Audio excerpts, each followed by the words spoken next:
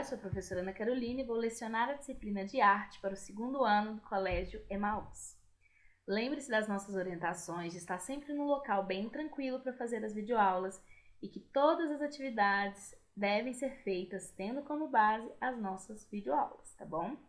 Hoje daremos continuidade à nossa disciplina de arte, então por favor tenha um livro sempre à mão, assim como a bolsinha de lápis e o caderno, tá bom? Hoje vamos continuar com nossos estudos, tá? Primeiro vamos fazer a chamada e vamos lá. Alexandre Miranda,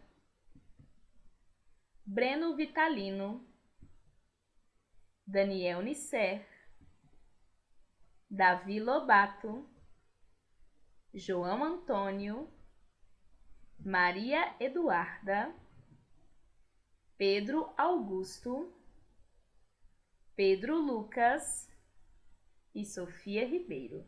Turma, vocês estão prontos? Então vamos lá. Hoje continuaremos no tema 2, flores, jardins e plantações. Vamos lá? Lá na página 28, nós temos a nossa dica cultural, que são as galerias virtuais. Hoje em dia, é possível conhecer as obras de um artista por meio de uma rápida pesquisa na internet. Existem galerias virtuais que mostram imagens em alta resolução, permitindo que muitas obras sejam apreciadas detalhadamente. O projeto Google Arts e Culture é um exemplo de como a internet pode facilitar o acesso à arte. Ao fazer pesquisas sobre Monet, nessa galeria virtual, Monet é esse pintor que está aí do lado na fotografia, é possível visualizar várias obras do artista, além de observar os locais por onde ele passou e em que produziu muitas das suas pinturas.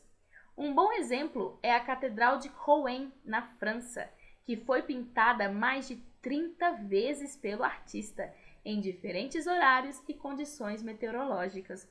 E olha, gente, eu desenhei uma flor 5 vezes uma vez e achei que era muito. O Monet desenhou esta catedral mais de 30 vezes.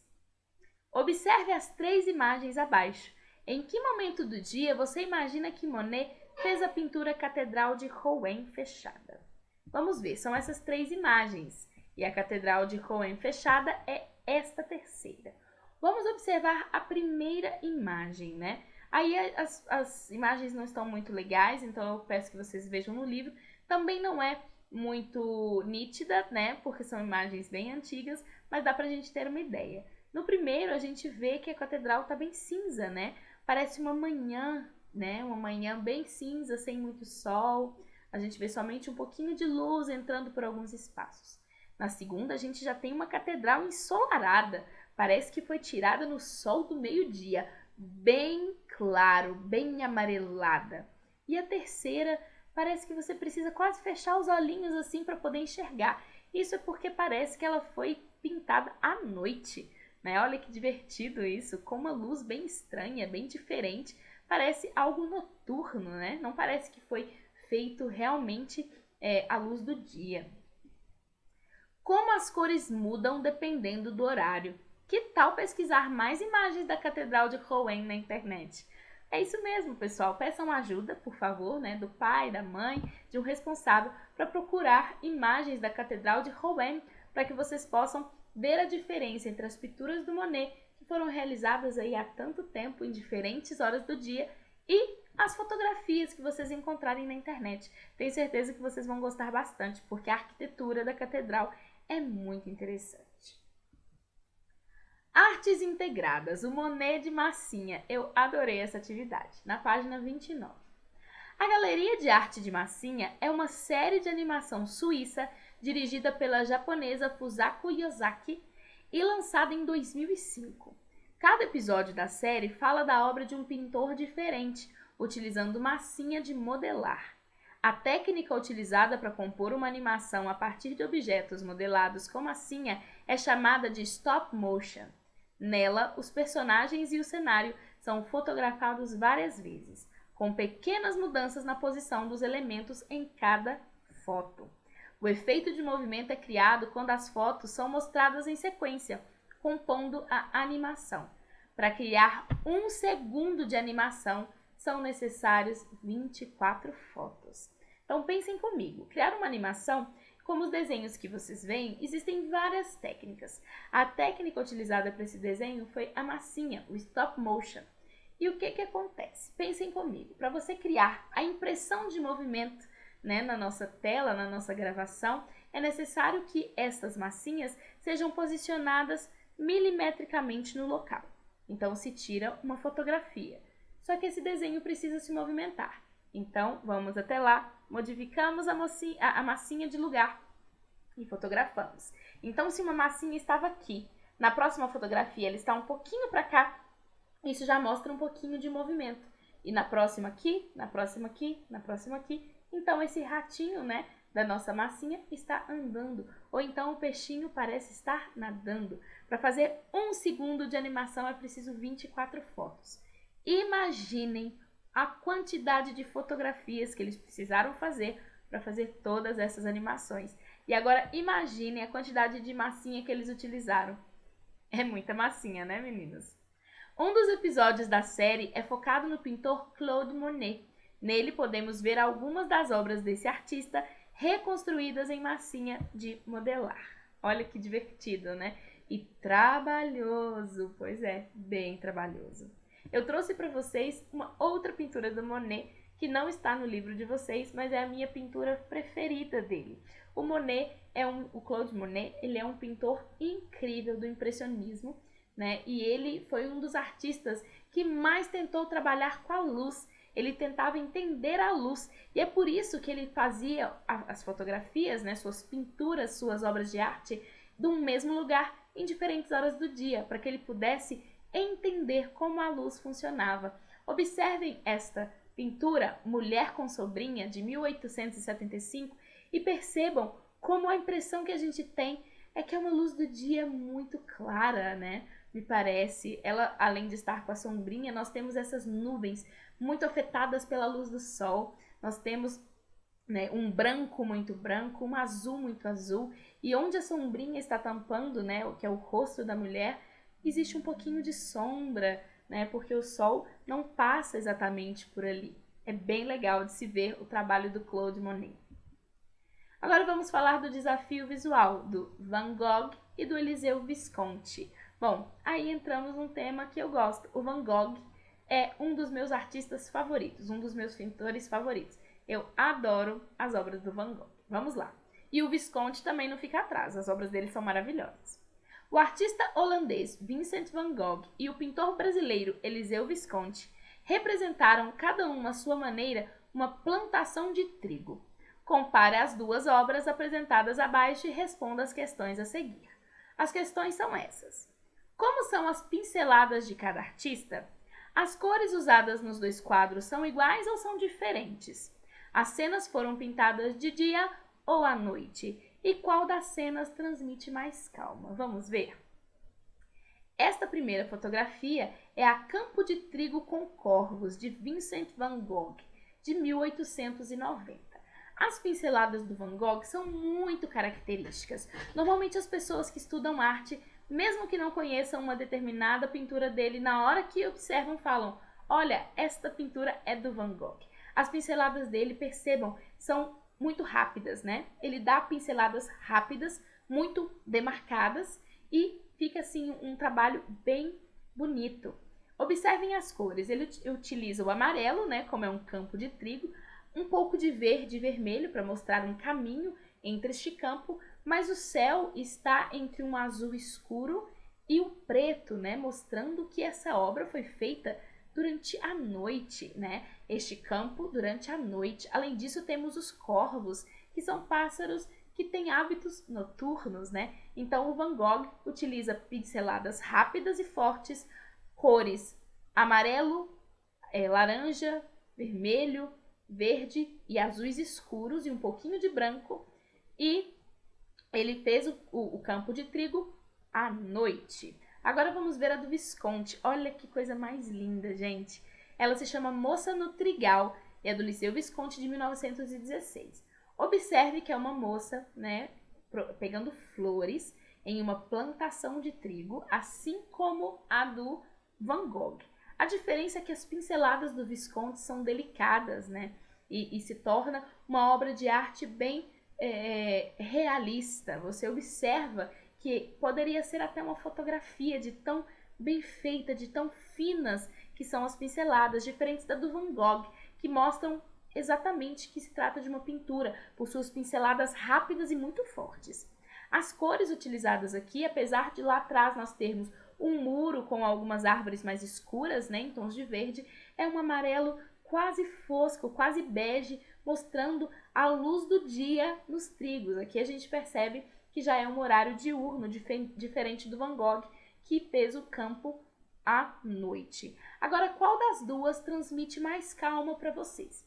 Claro que essa pergunta, né, ela é um pouco pessoal, porque cada um vai perceber essas duas obras, né, vai ter uma percepção diferente. Para mim, a que transmite mais calma é a do Visconti, por causa das cores, né? As cores mais tranquilas, mais amenas, um ambiente diurno, com uma moça colhendo flores, né? Este aqui é dramático, né? As cores são mais fortes, são mais vivas, as pinceladas são muito fortes também. Então, das duas, para mim, a que transmite mais calma é a moça no trigal. E para vocês, qual das duas fotografias, né, das duas pinturas, transmite mais calma? Campo de trigo com corvos ou moça no trigal? Reflitam sobre isso. Agora vamos falar do corpo dançante, os movimentos da natureza. Em 2010, a Cisne Negro Companhia de Dança estreou o espetáculo Baobá, que é uma adaptação da obra O Pequeno Príncipe do francês Antoine de Saint-Exupéry. No espetáculo, o Pequeno Príncipe volta à Terra à procura de um amigo e acaba encontrando um príncipe afro-brasileiro. Olha que divertido. Misturando canto, dança e teatro, os dois têm uma importante discussão sobre a preservação do meio ambiente, a amizade e as diferenças entre seus dois mundos. Além disso, a peça fala da responsabilidade que cada indivíduo deve ter com o meio em que vive e da diversidade cultural, considerando suas origens e suas influências. Agora vamos falar então das lendas indígenas no Em Cena, na página 34. As lendas contam histórias que misturam relatos reais ou acontecimentos históricos com a imaginação e a cultura popular. Essas histórias são transmitidas de geração em geração, ganhando novas versões ou se ampliando ao longo dos anos.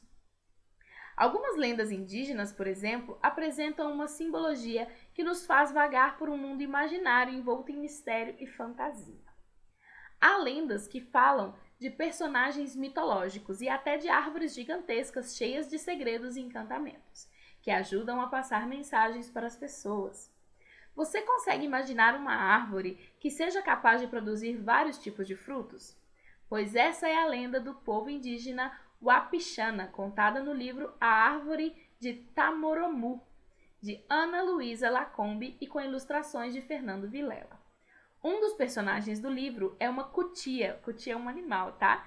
Muito engraçado, que descobre a existência dessa árvore mágica e não conta isso a mais ninguém. Como será que a história continua? Não sei, né? Precisamos ler o livro para descobrir. Curiosidades, vamos falar sobre o cajueiro. No Brasil, existe uma grande variedade de árvores frutíferas e de frutos. Algumas vieram de outros lugares e outras são originárias daqui. Um bom exemplo de árvore frutífera nacional é o cajueiro. Ele tem um tronco curto e vários galhos sinuosos, ou seja, sinuosos é quando eles são bem armados, né? O cajueiro produz dois tipos de alimento: o caju, um fruto carnoso e suculento, e a castanha, que depois de torrada é muito saborosa. Vocês sabiam que a castanha de caju veio do caju? Porque, na verdade, o nome castanha de caju, a gente custa muito a entender que realmente veio do caju. Observem nessa pintura, o caju é essa fruta amarela e abaixo nós temos uma espécie de semente que, na verdade, é a castanha do caju. Olha só que legal. O artista baiano Raimundo Bida representou duas fases dos frutos do cajueiro, verdes e maduros, como pode ser visto na obra Cajus, reproduzida ao lado. Você consegue identificar as duas fases do fruto na pintura? Em qual delas ele apresenta uma cor primária? Nós temos aí então o caju bem amarelo, bem suculento, maduro, e ali ele pequenininho, ainda verde, né? Que representa, na verdade, o fruto ainda não está pronto para ser consumido. Qual das duas cores é uma cor primária? O amarelo ou o verde? O amarelo, né? Isso mesmo. As cores primárias são amarelo, azul e vermelho. E, na verdade, o verde é resultado da mistura do amarelo com o azul. Se você fosse desenhar uma árvore frutífera, qual seria? Eu adoro desenhar coqueiros. Eu amo desenhar coqueiros, acho muito legal. Mas também adoro desenhar mangueiras, pés de manga. E vocês? Qual seria a árvore frutífera que vocês gostariam de desenhar? E não fiquem por aí. Vocês podem desenhar uma árvore frutífera no caderno de artes e me mandar uma foto e escrito bem bonito qual é o tipo de árvore que você desenhou. E não esqueçam que tem que ser uma árvore frutífera. Então não esqueçam de desenhar as frutas, tá bom? Bom, a atividade do portfólio dessa semana é uma pintura ao ar livre. Escolha uma paisagem ao ar livre, sente-se confortavelmente e observe com atenção os detalhes do lugar onde você está, como são as árvores e outras plantas, as cores e a claridade do ambiente, etc. Com pequenas pinceladas rápidas e suaves, pinte esse cenário direto sobre o papel. Vocês podem observar, desde que seja ao ar livre, mesmo que seja da janela do apartamento ou no pequeno quintal da casa, ou então em cima de uma varanda, tá? Desde que seja um ambiente livre, não dentro de casa, tá? Não quero paredes, mas pode ser qualquer tipo de ambiente, pode ser algo com flores, pode ser uma cidade, já que a gente está de quarentena, né? A gente precisa ficar mais em casa, e aí vocês podem fazer essa atividade. Outra coisa, se vocês não tiverem tinta em casa e não puderem fazer essa atividade com tinta, podem fazer com lápis de cor. Ou, melhor ainda, giz de cera, tá bom? Utilizem os materiais que vocês têm em casa, que eu vou ficar bem feliz. E aí vocês façam essa atividade e coloquem no portfólio. Bom, por hoje é só. Espero que vocês se divirtam fazendo arte. Não se esqueçam, a atividade do portfólio deve ir para sua pasta e você pode utilizar qualquer material que tenham em casa. E se vocês desenharem uma árvore frutífera no caderno, por favor me mandem que eu quero ver bastante. Eu prometo que na próxima aula, né, na próxima semana, não na próxima aula, eu vou fazer um desenho de uma árvore frutífera para vocês, tá bom? Bom, até logo e lembre-se, juntos no caminho certo.